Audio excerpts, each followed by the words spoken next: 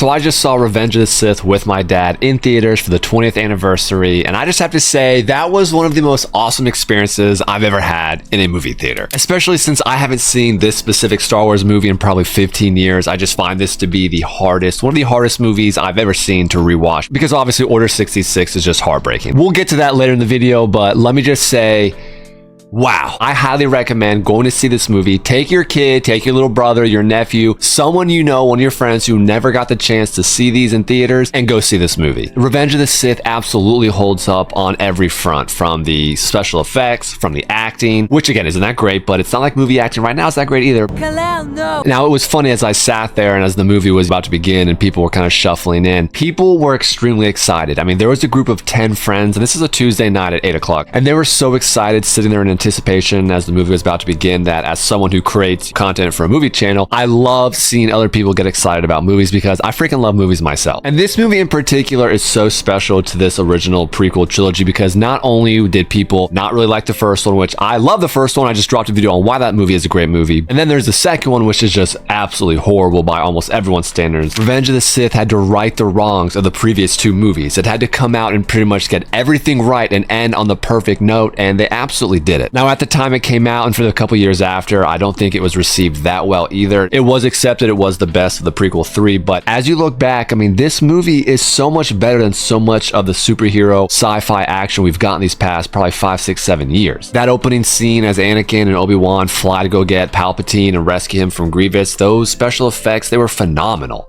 Drink your water. Do it. And let's just get it out the way. Yes, Hayden Christensen is still not that much better in this movie compared to the Attack of the Clones. He's definitely better, but it didn't really seem to bother me watching it through this time. And I think it's because I've kind of accepted it's not so much that Hayden Christensen is a bad actor, but it's more so he's the perfect awkward person to play Anakin Skywalker. This is a perfect example of when the actor is the character. Anakin's supposed to be awkward. He's supposed to be weird. He's a slave turned into the chosen one. That's got to be one of the hardest transitions you can make career-wise. What were you doing before you were the chosen one to save the universe? Oh, dude, I was just a slave.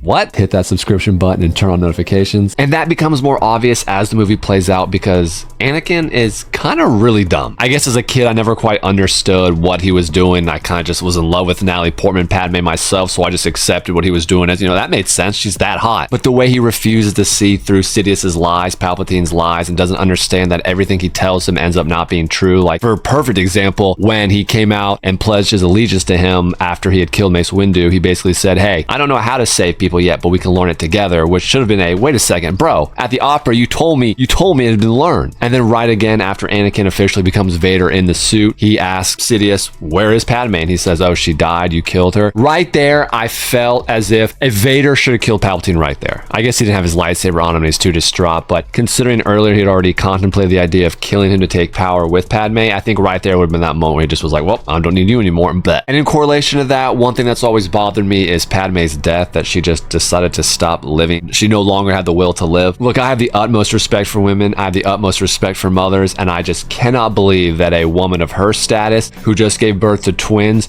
would not want to live for her children. And I know that's written and scripted to probably imply just how in love they really were with one another, but no, I mean, a mother, like, especially knowing she has to protect them from her evil now ex-husband, who's a Sith Lord. Be careful who you date, ladies. And I myself used to be so critical of those lines between Padme and Anakin where she's like, it's because I'm so in love with you. And he's like, oh, no, it's because I'm so in love with you. And at first, yeah, it's cringe. But then you think about it, they're in their early 20s. This whole thing is about their secret love affair. They're reckless. Have you ever spoken to really early, young 20-year-olds who are in love, madly in love? It's actually not that inaccurate. But as I was doing some research for this movie, I found a theory that Palpatine might have actually been draining Padme's life to give to Anakin so he could survive everything that Obi-Wan put him through, and that absolutely shattered my mind, and that's...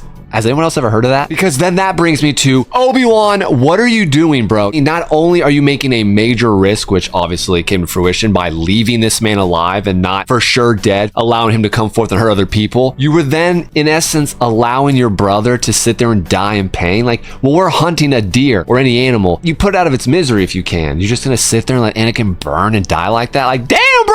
And for me, as I've said before, Obi-Wan is my favorite character in all of cinema, and that isn't the best look for him just to walk off like that. This time I was like, damn, Obi-Wan, like that's cold-blooded. But then again, at the same time, Obi-Wan did see hologram footage of him killing younglings, so maybe he just didn't really feel the need to also relieve him of that. So I don't know. That's an interesting one. I know Anakin Skywalker is the main character, the protagonist turned antagonist of the movie, but Obi-Wan Kenobi, in my opinion, just really takes the cake in this movie. From his hello there meme to his just emotion over seeing what happens with Anakin, to the way he tries to reason with him, to all the fighting we get to see Obi-Wan do, and I don't think we give that man enough credit for holding his own and defeating Anakin Skywalker. As I saw Yoda and Obi-Wan going hiding as the movie came to a close, it really just blew my mind, thinking from just a perspective of literally 24 hours ago, the entire galaxy was ruled and influenced essentially by the Jedi. Yoda, Obi-Wan, they all had very specific jobs, their lifestyle, and now they're in caves for the rest of their lives. Obi-Wan in a cave for the rest of his life. Yoda in a cave the rest of his life. And that really dawned on me as Yoda escaped after his fight with Sidious, because it was like you could see on Yoda's just face and his demeanor where it's like, oh my gosh, like my life and my lifestyle and all this, it's over.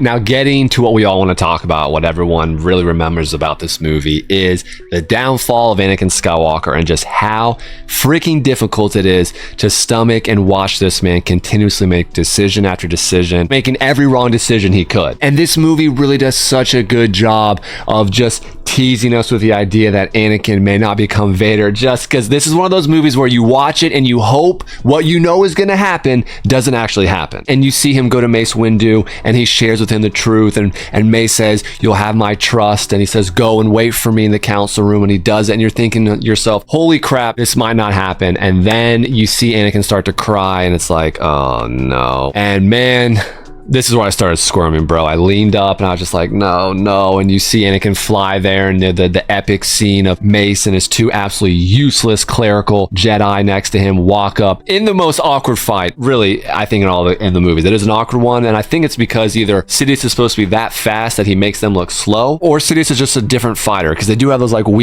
they do some really weird fighting styles against one another with, Sidious. So maybe it's just him, but regardless, that whole scene, you're just thinking to yourself, oh my gosh, just get it over with. And then it happens. Mace Windu has him up against the ground, and the lightning comes out, and I'm just waiting for it to happen. And then you hear it, and he says, this man is too dangerous to be left alive, which is exactly what Sidious Palpatine said at the beginning of the movie to Anakin about Count Dooku, which I thought was really good poetry. There's so much beautiful poetry in this movie. And then obviously he cuts his hand off, and then Sidious electrocutes him out. And then from there on, Order 66. Oh, that's a hard one to watch, man, because again, everything right there in that moment just comes to a close. That's where it all ends. Order 66 is so powerful, not only because you're seeing the Jedi be destroyed, but you're seeing essentially the entire universe that you've grown to love and been introduced to over the last two movies all just get completely turned on its head within about a 10-minute span. And even though we all knew it was coming because we saw the original trilogy, we all knew what was going to happen, we had no idea it was going to be this tough to stomach, this tough to endure. And then that leads us to the Obi-Wan Anakin fight at the end of the movie. And in my opinion, I do love Duel of Fates, and nothing will ever,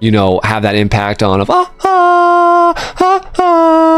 dun, dun, dun, dun, dun, dun, dun, dun. The emotion and intensity of seeing Obi-Wan and Anakin go at each other, just the ferocity of their swings, how quick they are, the coordination of it all. It's truly spectacular with the background. And there's that moment where they're just like throwing the lightsabers around themselves. And I never quite really understood what they were doing. I guess maybe it's just like a show of force, because like easily you could just like, oh, I'll stab you now.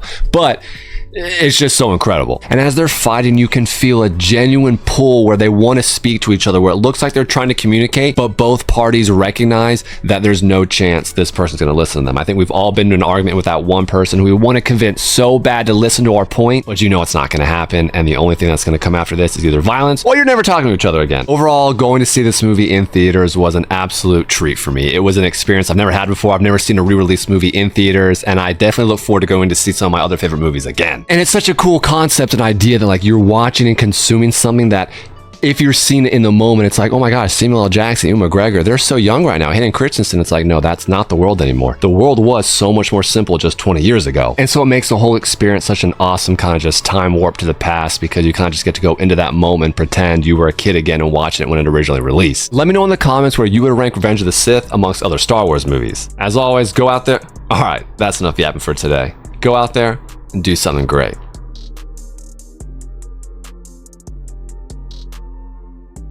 Pick one of these videos if you want. You should. Anakin, do me a huge favor and hit that subscription button. We're trying to get monetized. My dog and I.